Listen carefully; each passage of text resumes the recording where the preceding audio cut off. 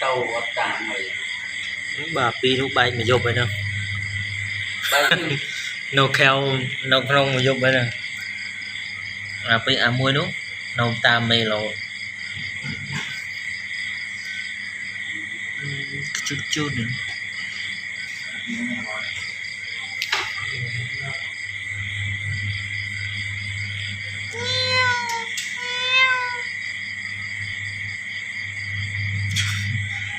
chút chút đây nè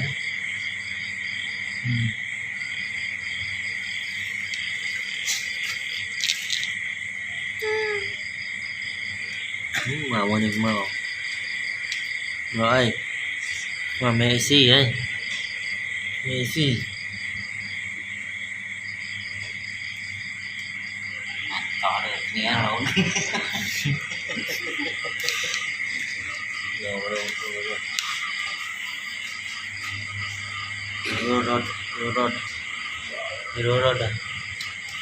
chưa đã ót cũng không rồi à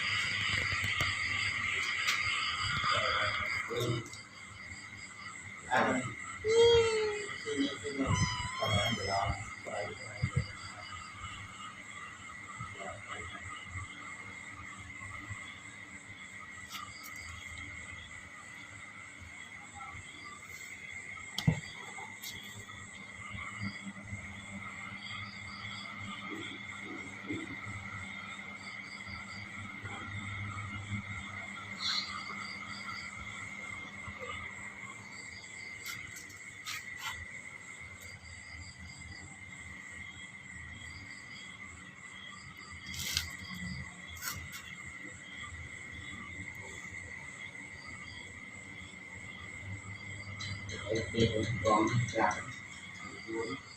là đồ con ôn ơi mình cài nào đi vào thành cà phê dùng cài pha rồi lại nhà bán hộ đâu thầy nhưng tôi thầy đi xe hàng cái mà